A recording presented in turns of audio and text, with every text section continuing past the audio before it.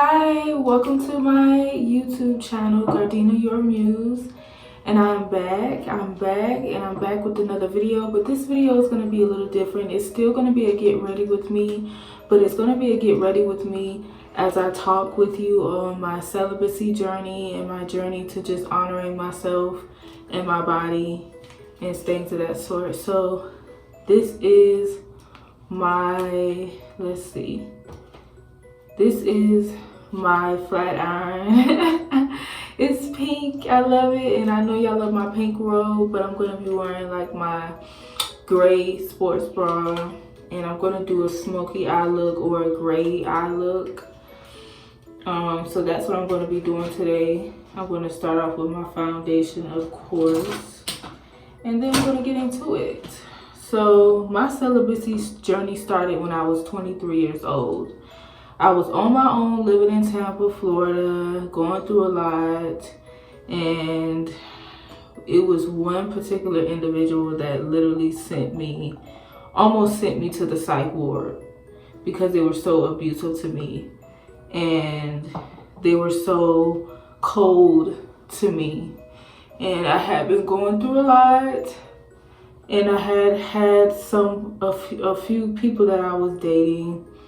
But I had one person I was dating in particular who was in the streets, heavy in the streets. Yes, I used to be dating street guys, but it was like a Beauty and the Beast thing. He was sweet to me, but a beast in the streets. And I knew that lifestyle wasn't for me when his car got piled up. And it was on the news, and it was so embarrassing. And I was scared to sleep in my own house because it happened right around the corner from my house. He was in and out of my house. So that wasn't a good look. But I couldn't see back then. Back then I was so angry with him because he would just want to keep me out of whatever it is, legal issues he had going on. But I was so in love. I was so blinded by love. And usually when you're intimate with someone, that makes things even more trickier. So the love making and the intimacy and giving your body away to someone could really cloud your judgment. So that's when I was like 22, 23 years old. And I remember once I broke it off with him, my neighbor started taking interest to me. And it was like a new relationship. It was fresh. It was like dating outside of my race, so it was different. And he was the most horrible, most abusive, narcissistic, and I'm not diagnosing anyone, but he had them tendencies where he would go cold and ghost me and then come back to me and then talk with me. So it was very abusive, and it really wasn't a relationship for me. And I decided before I moved back home, ended up having to move back home, I decided in that time to go celibate, to not give myself to anyone. And that's how it's been. So it's been about going on 8 years, 9 years. I'm losing count of my celibacy journey. And I feel good about that. So I was 23 when I stopped. Actually, 23, I wasn't doing anything. Because I think I just turned 23. It was my birthday. Anyway, I just turned 23. And yeah. Ooh, guys. It's about time to get me a new, something new for my cleaning up my brows. Because I don't draw my brows in. I just use eyebrow mascara or mascara to kind of brush up and clean up my eyebrows. But yes, he was very insecure. He was very abusive, in and out, very cold, calculated, controlling, jealous, possessive. And I do believe that he was into, sorry to my Hispanic friends, I think he was into Santorini. I think it's kind of like voodoo, but it's like, anyways, it's lower vibrational spiritual practices that he was doing. Not saying that if you do practice that it's low vibrational, because I do believe in people who practice certain things that are high vibrational in Santorini, please forgive me because I say it wrong, but in voodoo or spiritual work, it can be high vibrational as well. But he was doing some low vibrational practices towards me as well in my womb space, so I had to do a lot of healing work around my womb space. And once again, it just reinforced to me that I don't want to be intimate with just anybody, and you shouldn't be, because you just never know. Like, forget getting a soul tie. You might have somebody trying to put some roots on you, and maybe that's what he wanted. Maybe he didn't want me to be with anybody, you know what I'm saying? But I'm going to be with someone, and I'm going to be happy. So this right here, I'm gonna be using this palette. But anyways, so yeah. And he was very like insecure because the other neighbor, the other guy ended up liking me as well, and they were friends. So it was very, very like messy. And I couldn't help that that person liked me. It's not that I liked him back, because he was abusive towards women too. So it was like a whole love triangle thing going on. But at 23 is when I decided to stop. And then it wasn't until I would get guys interested in me, guys wanting to talk with me and stuff like that. And they would be trash. And the longer that I remain celibate, the more that the zero tolerant I am to certain situations. Like, I have zero tolerance for fugazi stuff. And the more you start to see through things, the more you're alone. And the more you get used to being alone, the more you get comfortable with being alone. And the more you get comfortable with being alone, it's like you don't need anyone. You start to enjoy your own company. At least that's what I do. I enjoy my own company. Yep. So I'm gonna start with this. I don't know what I'm doing. That's what I usually do daily. Every time that I do videos with you guys, I just start off, don't know what I'm doing, and just create something good. But when I tell you, that relationship almost took me up out of here with that person I was dating who was very cold towards me and doing root work and all kind of weird stuff towards me. When I tell you, that person needed help. And I needed help just by experiencing that person. And that person taking me through that, like that song says. Everybody singing that song. That person took me through that. I'm gonna curl my hair. And then I'll probably finish up my makeup. I'll put some lip oil on. But yeah, so I continue to just go on with my celibacy journey. And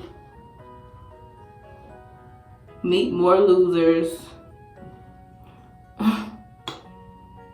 This lip oil is good. Need to get some more. Even married people started to come towards me. I remember I was into yoga. I went to Miami for a while, got into yoga, took a yoga class, came back with some certifications or like some education under my belt, started a career in yoga, started to become an independent contractor, and that's when I met this guy who was married but wanted me to always be up underneath him. And I kept hearing, because I'm a psychic medium, as soon as I walked in there, he was in there with another woman. And I got a bad vibe from this woman. Like, she was just straight up jealous, like a jealous Jezebel spirit. And I felt like they were sleeping together. And I was just like, well, damn, if y'all are sleeping together, you a married man. Does your wife know about this? Like, for real, does your wife know about this? It's like these married men and these married women, they out here just doing single activities and just bringing innocent people in here. We don't got nothing to do with what you got going on. I'm going to take a break real quick. I'll be right back. I'm going to wait till this warms up and then I'm going to finish my story. As you can see, I decided to do like an emerald on my eyes. And y'all know I'm so colorful, so I can't help it. I'm going to attempt to curl my hair. I'm a makeup girly, but I'm not a hair girly. So we're going to do the best that we're going to do with this. But anyways, like I was saying, there was this married man that tried to talk to me who owned his business and we were supposed to work together. And there was this girl who had just like this spirit on her that I was feeling, and it was like a jealous Jezebel spirit. And I don't know, and I kept hearing the word throuple in my mind. And that's sometimes how I get downloads and psychic intuitive nudges. And it was just me, her, and him. And I was like, this person is polyamorous. Like, so I had a polyamorous married warlock, because he was also into those practices as well, because I felt it. And part of me was just like, ooh, no, I got to go. And he started wanting to play that game too, where you chasing him and all kind of stuff like that. And I'm just like, no, I'm not about to chase you. We not about to do this. And then that's the thing, when you celibate for that long, and I think at that point I had been celibate for almost 7 years. So I don't have the patience for that stupidity. I don't have the patience for playing games. I don't want to play your games. I already know your games, and that ain't about to go like that. And once you go so long, like I did, like I am currently, once you go so long without sexual intercourse or any intimacy of any kind, and it wasn't even like I was dating, because I wasn't really dating. I was still just minding my business, being alone, being single, enjoying being single. And this married man comes along with his stupid games. And when you play stupid games, you win stupid prizes, especially with married people. Stay out of married folks' business. For real. I don't care if they polyamorous or not. I don't care if they, what's that thing called? Sister wives. I don't care. I don't care what they got going on. So I'm going to continue to attempt to curl this hair, and we're gonna see what we get out of this hair, okay? I'll be back. I'm not a hair girly and I give up, so I'm gonna go back to straightening the hair, or at least trying to straighten it. We'll figure something out. But anyways,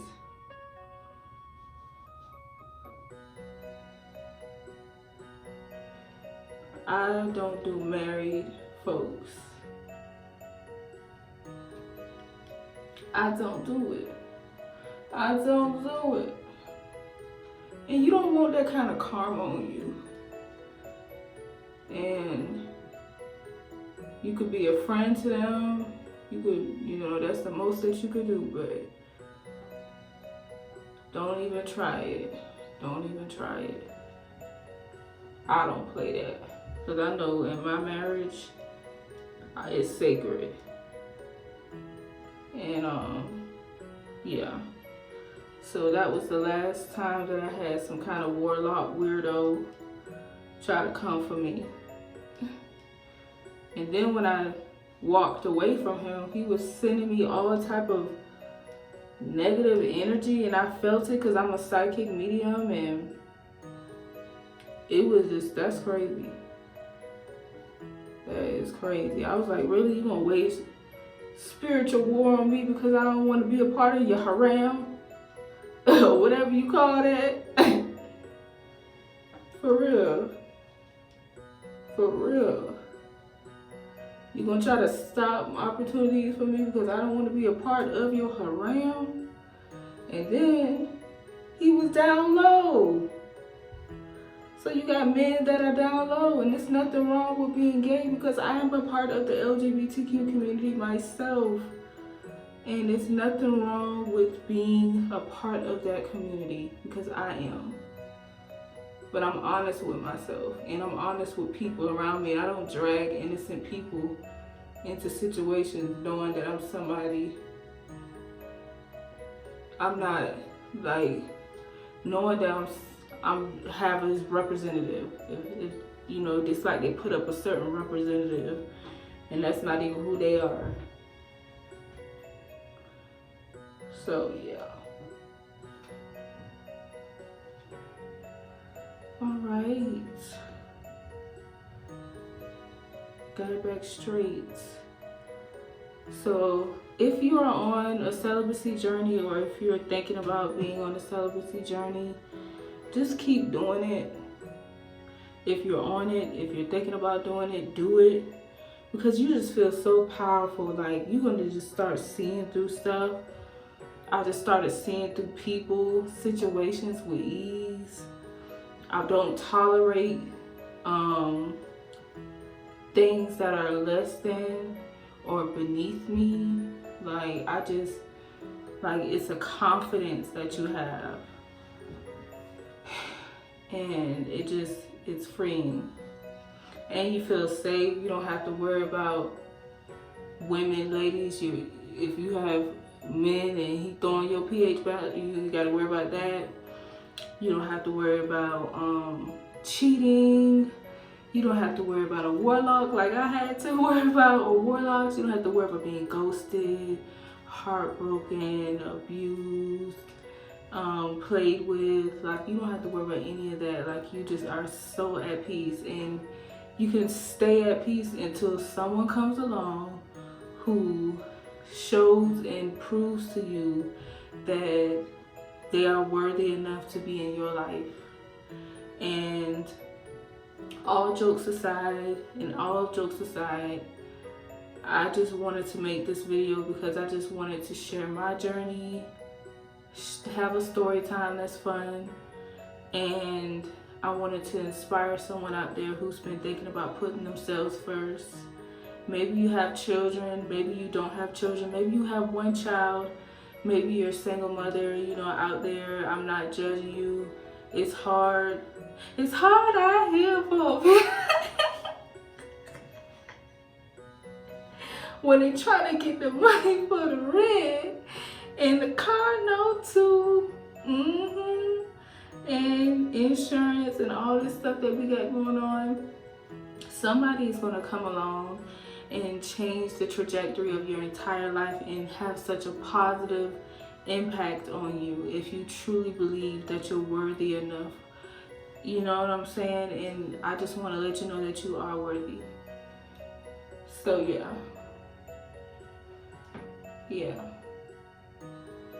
it's hard sometimes to be alone for so long, especially like with me. I'm in my late 20s now, 29. So I've been celibate for a very, very long time, since 23. And just watching people in love and happy, sometimes I get depressed, sometimes I get sad.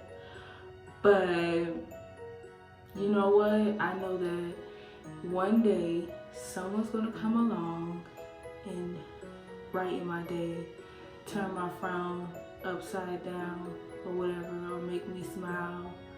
Like somebody's gonna come along and make it worth my while.